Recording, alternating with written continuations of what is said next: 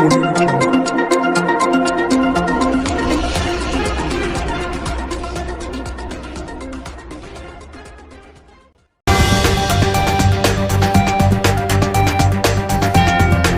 नमस्कार दोस्तों, आसनसोल टाइम्स में आपका स्वागत है।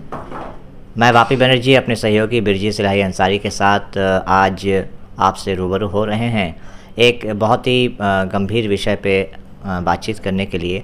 और उस विषय पे बातचीत करने के लिए हमारे साथ इस वक्त मौजूद हैं आसनसोल के प्रख्यात व्यवसायी और फॉस्बेकी के सचिव श्री सचिन राय जी। सर, आसनसोल टाइम्स में आपका स्वागत है।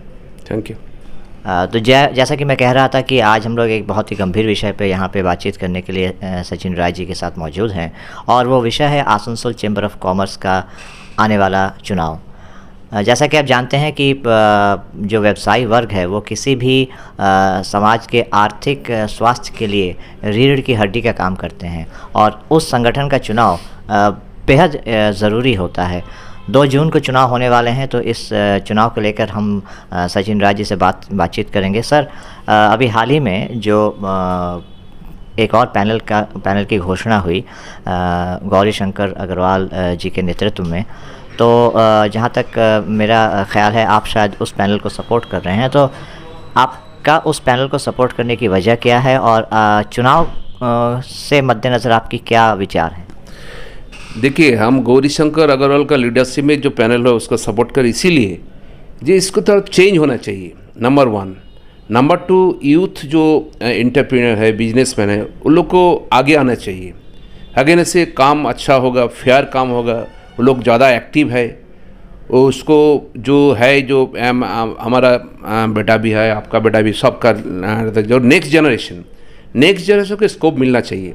कोई सेम फेस सेक्रेटरी होगा, सेम फेस प्रेसिडेंट होगा, ये बराबर चलेगा, ये नहीं।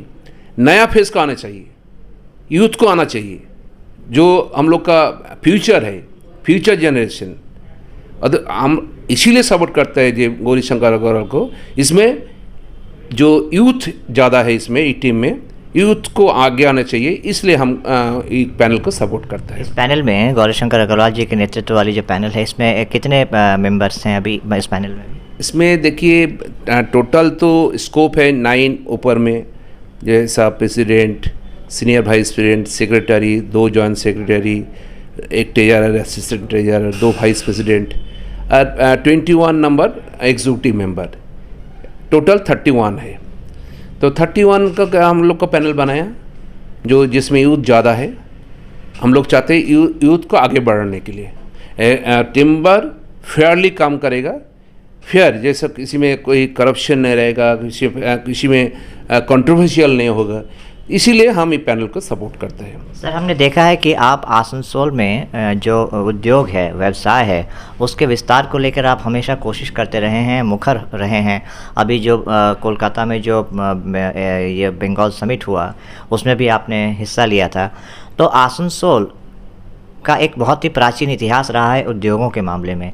आने वाले समय में आप आसनसोल में इसका फिर से विकास हो, इसके मद्देनज़र आप क्या सोचते हैं?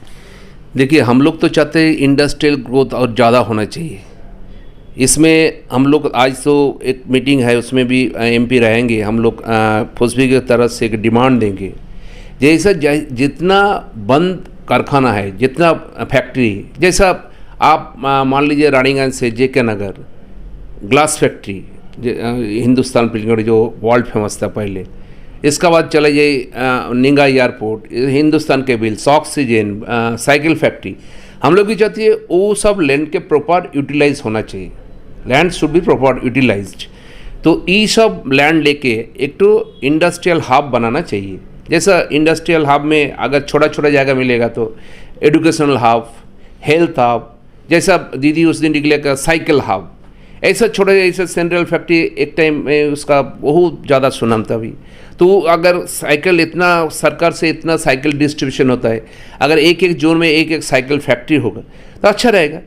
हम लोग कोशिश करते हैं छोटा छोटा जो इंडस्ट्रियल जोन जो बनेगा उसमें educational hub, health hub, industrial hub, MSME के लिए एक हब, ये व्यापारी के लिए अच्छा होगा।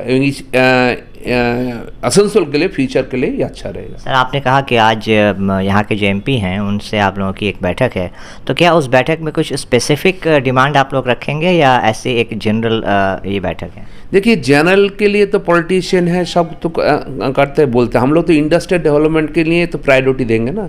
सबसे प्रायोरिटी है इंडस्ट्रियल डेवलपमेंट।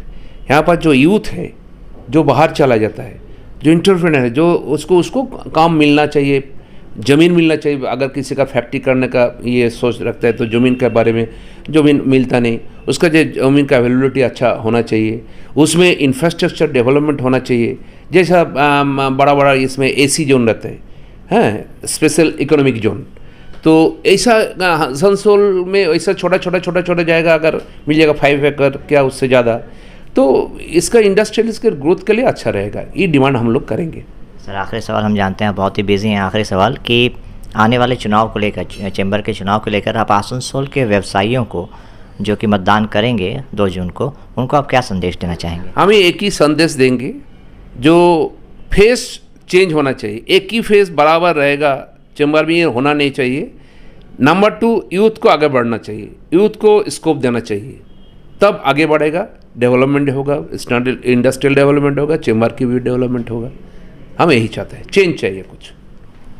तो ये थे सचिन राय जी, इनका कहना है कि जो चुनाव आने वाले हैं उसमें इनका गौरीशंकर अग्रवाल के पैनल को सपोर्ट करने का एक ही उद्देश्य है कि एक चेंज आना चाहिए, वरना एक स्टैग्नेशन आ जाता है, एक ठहराव आ जाता है जो कि ग्रोथ के लिए सही नहीं है। अगर आपको ग्रोथ करना है तो आपको मुसलसल आगे बढ़ते रहना होगा और इसीलिए युवाओं को आगे लाना होगा।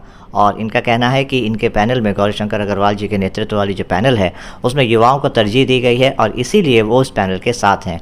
और उन्होंने व्यवसायियों से अपील की है कि वो आने वाले चुनाव में गौरीशंकर अग्रवाल के पैनल को सपोर्ट करें ताकि एक चेंज आए, परिवर्तन आए। सर, आसनसोल टाइम्स से बात करने के लिए बहुत बहुत धन्यवाद। Thank you. तो अभी के लिए इतना ही। मैं बापी बनर्जी अपने सहयोगी ब्रिजेश अंसारी के साथ चाहते हैं इजाज़त। नमस्कार।